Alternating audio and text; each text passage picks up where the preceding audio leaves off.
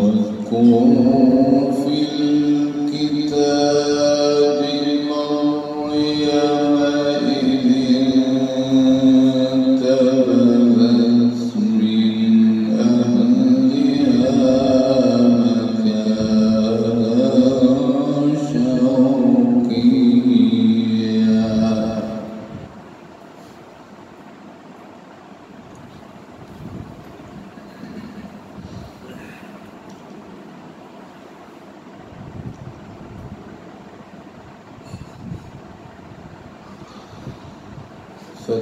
فاتخذت من دونهم حجابا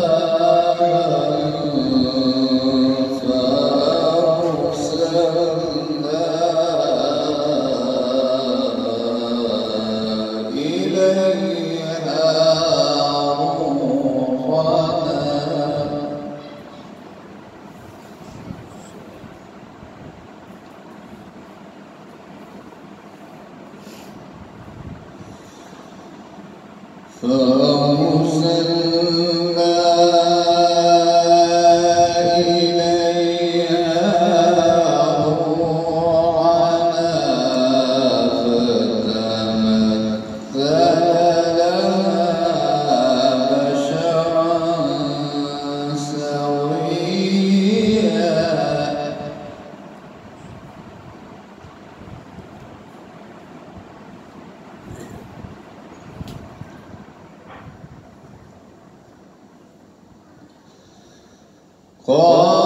قالت إني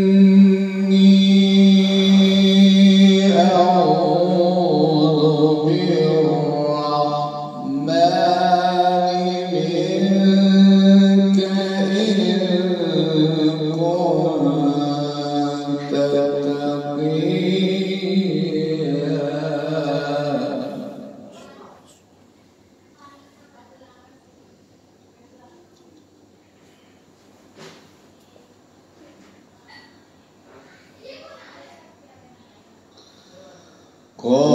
قال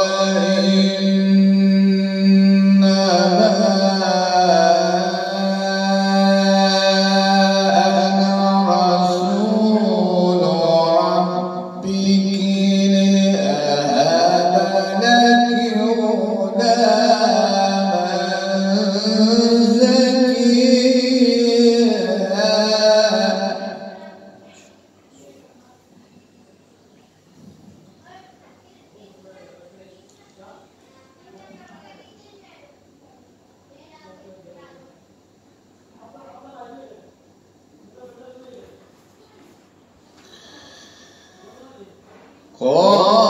قالت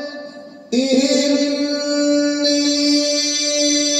أعوذ بالرحمن منك إن كنت تقيا قال إنما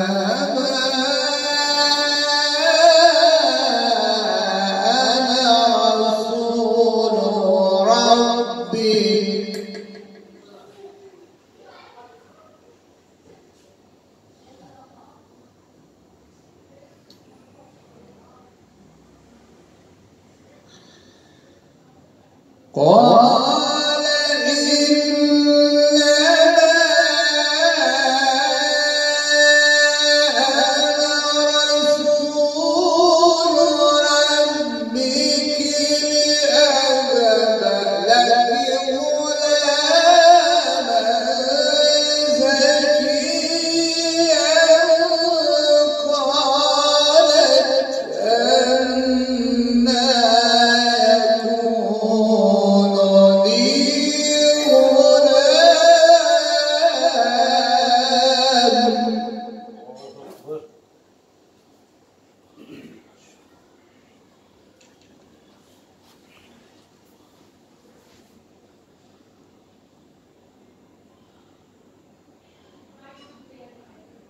قالت أنى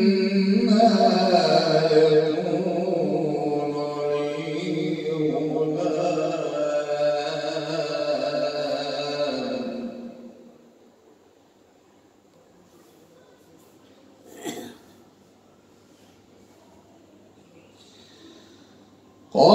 قالت أنى يكون لي غلام ولم يمسسني بشر ولم أك بغيا قال كذلك قال ربك هو علي هين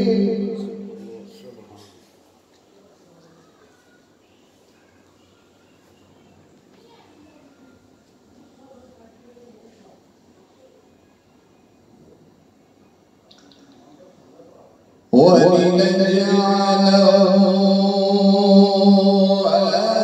آية للناس ورحمة منا وكان أمرا مقضيا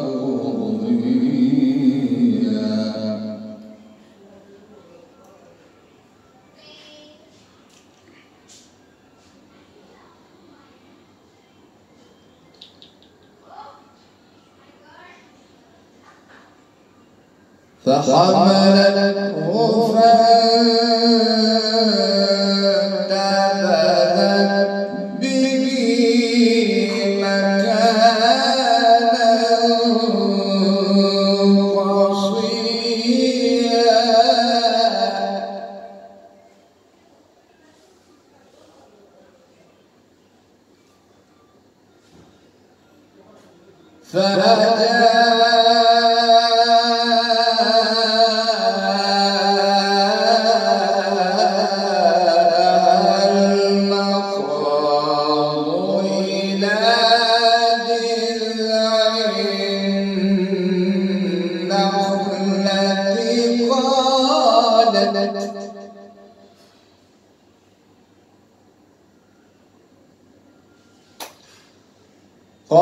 قالت يا ليتني مت قبل هذا وكنت نسيا منسيا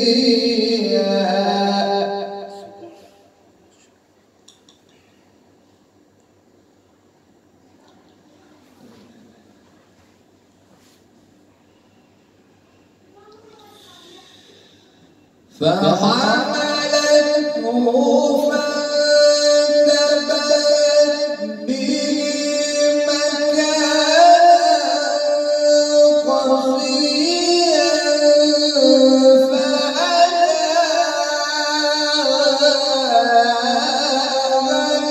المخاض إذا جذع النخلة قالت يا ليتني مت قبل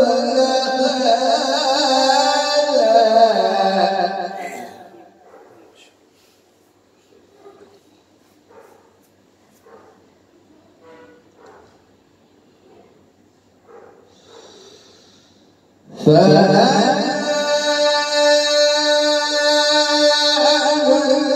المخاض إلى النخلة قالت يا ليتني مت قبل هذا وكنت نسيا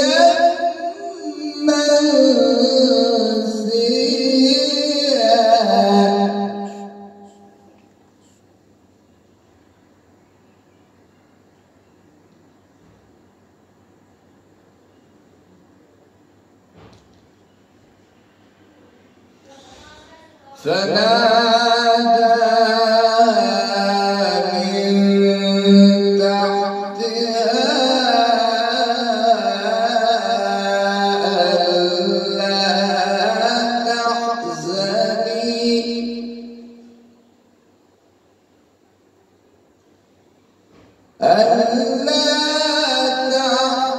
تحزني قد جعل ربك تحتك سريا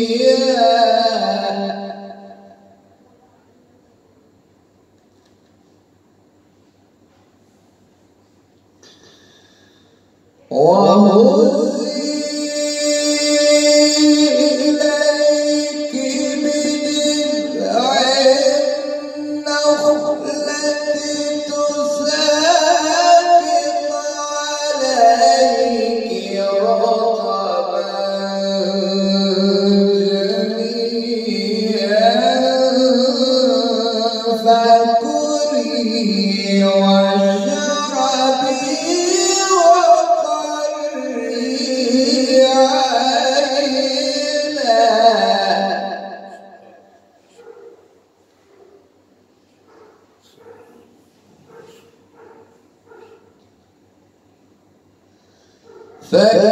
فإما ترين من البشر أحدا فقولي إني نذرت للرحمن صوما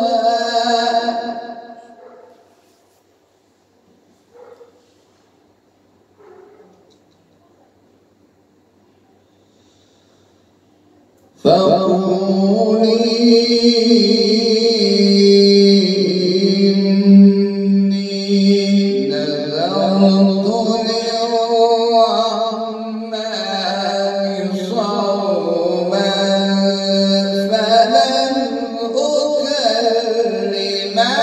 اليوم إنسيا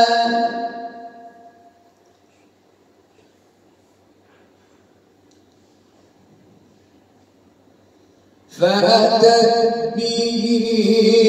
قومها تحمله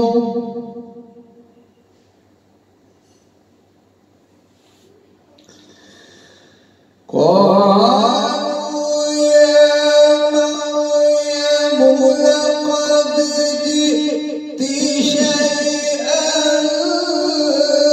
فريا يا أخت هارون ما كان أبوك امرأ سوء وما كانت أمك بغيا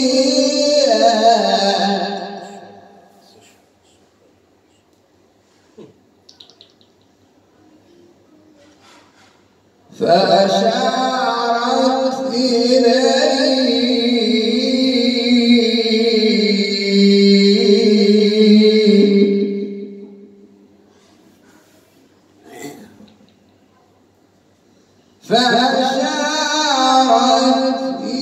إليه قالوا كيف نكلم من كان في المهد صبيا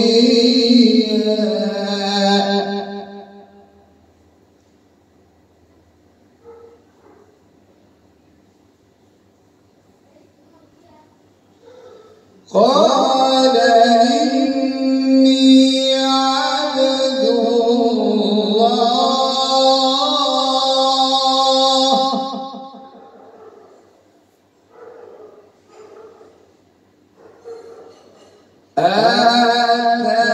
آتاني الكتاب وجعلني نبيا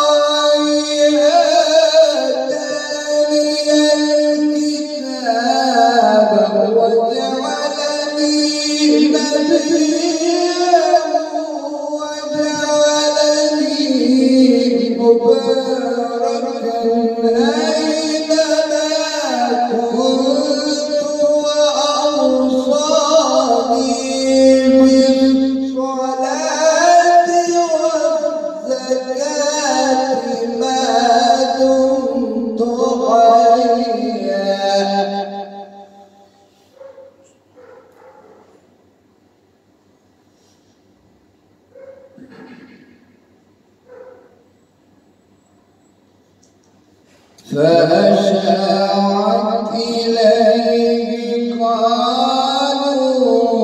كيف نكلم من كان في المهد صبيا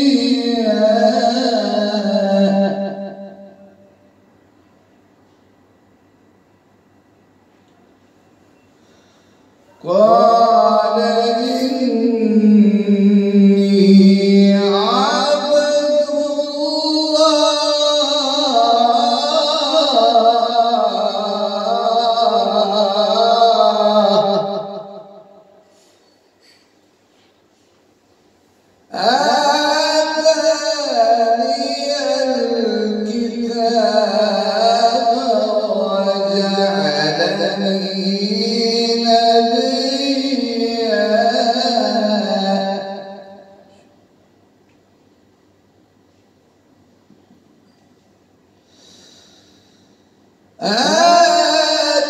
آتاني الكتاب وجعلني نبيا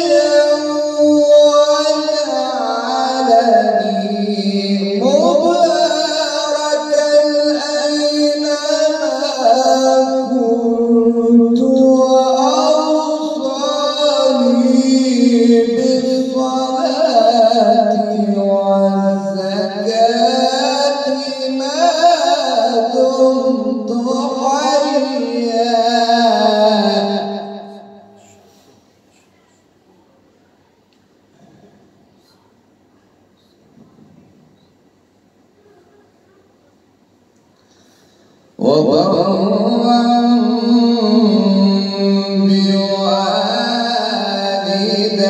بوالدتي ولم يجعلني جبارا شقيا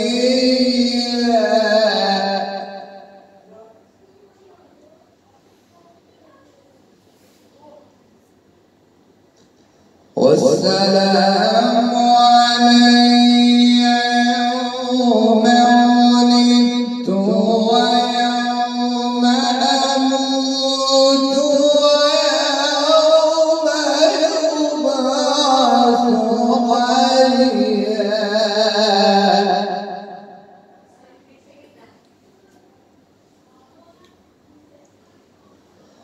والسلام علي يوم ولدت ويوم أموت ويوم أبعث حيا ذلك عيسى ابن مريم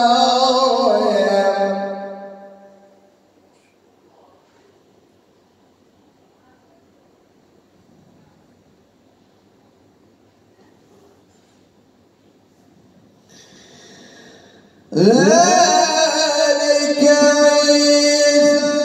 ابن مريم قول الحق الذي فيه يمترون ما كان لله أن يتخذ من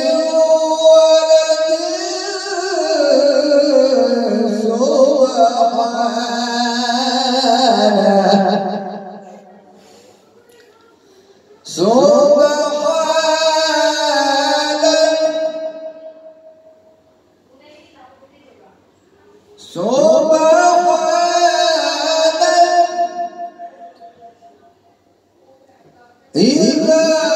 قضى